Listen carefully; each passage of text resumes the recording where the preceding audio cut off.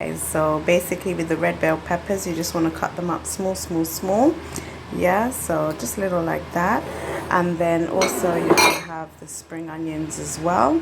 And then we're going to just cut up the onion. Let me show you how to do that. Okay guys, so basically what you're going to do is, again, just finely chop. Now with these ones, as I said, if you wanted to do escovitch, keep this bit on and then just cut, let me see if I can show you. So you see they're coming into circles and it will cut all the way down into little ringlets like this. Can you see? Little ringlets. So if you wanted escovitch fish, then that's how you do it. Don't cut off the bottom of this stem, but just keep on going really. So we're just gonna cut this. I'm gonna cut that off now, guys. Remember now, wash all your vegetables. Triple wash them. You can wash them in hot water, preferably I wash them in hot water, not cold.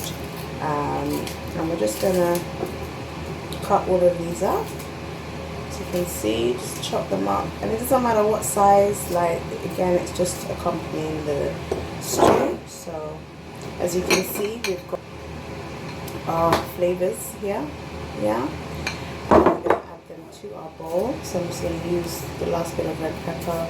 Just chop it up, chop it up, chop it up. You know, when you cook and you get good vibes from cooking, like, that's what it's all about, right? So if you like what you do, keep on going. Like, just keep trying to find different recipes, healthier recipes as well. I try not to fry all my food in oil, but obviously some things can't be avoided. They can, but the method in which you're trying to create can't be avoided without oil. So yes guys, so we're ready to go. Excuse me, I'm going with a bit of a cold right now. And we're just going to pop this back on the fire. Now this is the same oil that we fried the fish in. As you can see, literally it's not that much, and that's solely going to just braise the vegetables. So for this I'm going to ice it up. Bear in mind, so guys, look at my kitchen. If I was just to show you one thing, clean as you go along. So washed up, kitchen areas clean. Obviously I'm going to do the cooker after, and then this area as well we need to just disinfect. Fish is ready on the go. So yeah, just try and monitorize or prioritize, not monitorize, what you're doing, so that you ensure that once you've finished after such a big meal, if you're cooking for 10, 15, 20 people, especially now it's coming to Christmas time, that you can put your feet up after, you know what I mean? So yeah, so let's get to it. With this now, because the oil is already kind of warm, all I'm going to do is grab my onions and tomatoes. So this is what I call my ground provisions. So again, just to show you what I've got in there: onions, tomatoes, scallion. Pop that in there, and as you can see, they're ready. Just going to get the rest of that out. Pop that in there. And then in this one, we've got a bit of garlic, sweet peppers and stuff. So again, bang that in there. These can go in the sink. You know how we do, clean as we go. Make that soak for a bit. We'll come back to that. Now with these, you're going to want it on a high fire for at least 5 to 6 minutes, and literally it's just braising them. Yeah, so 5 to 6 minutes. I'm going to wash those 2 cups out in the sink and hit me back, guys. So guys, remember what I said about the Scotch bonnet? So this is pretty much the stem and the seeds. Be careful if you've washed your hands with warm water, as you know that opens the pores. But I don't really add the seeds in there because it really kicks it off, especially if I'm doing it for children. So I'm just going to put that to one side. But in here is the Scotch bonnet. As you can see, there is still a few seeds also on here.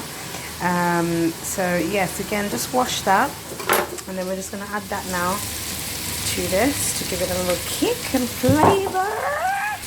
So we're just going to literally just mix it round now. Mix it all around, and as you can see, it's starting to sort of take up all the juice, and there's not that much oil left in it.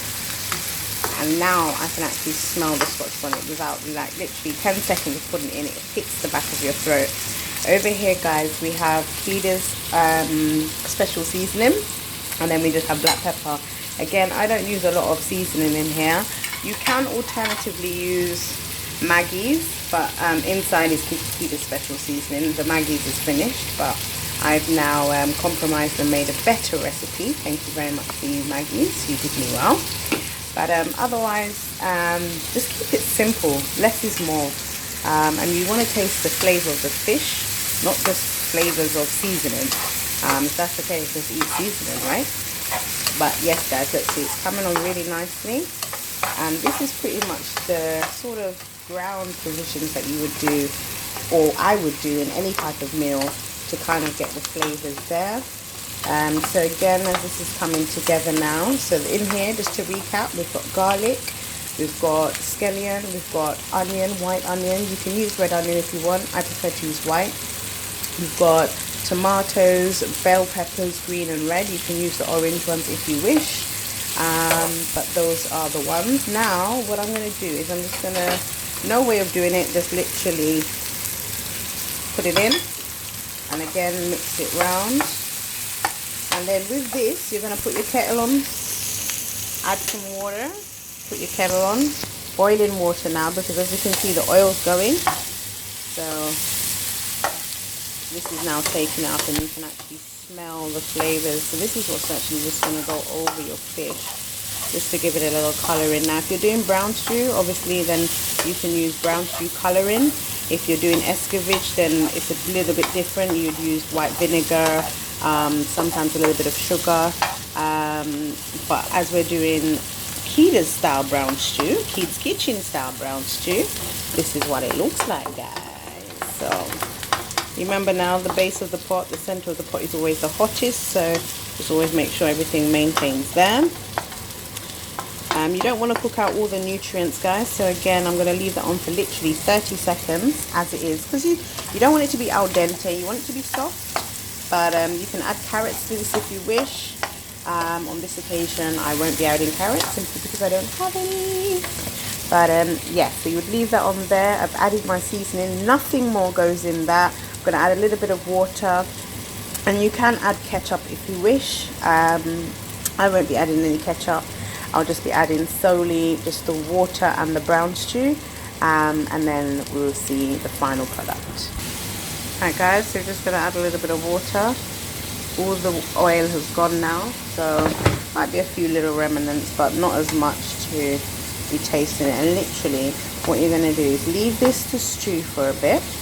As you can see, the colours are coming out in there. Leave it to stew for at least 5 to 10, not even 10 minutes, 5 to 7 minutes. And add a small smidgen of brown stew. So I'll show you how that goes. Alright guys, so I've just added the brown stew. And as you can see, let me fix my phone. As you can see, now all you're going to do is leave that. Now some people can add sugar. I don't add sugar because, as I said, I'm just trying to be on the health. And you know, it's already kind of saturated oil, don't need sugar. But leave that to simmer for literally five more minutes, and we're good to go. I'll show you that presented with the fish. So here we have the fish, and just to give you an idea, as I said, it should never be dry. This is this, so literally you just want to pour. You know what I mean? You can pour as much as you want. I'm being a bit gangster right now, but you can, I mean, look, flavors upon flavors. I'll give you a little dish caption of what it looked like. And there we have it, guys. Keda's very own brown stew fish with gungo peas and rice with plantain. Hope you enjoyed my recipe.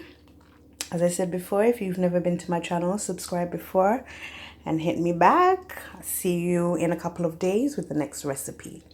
Blessings and love.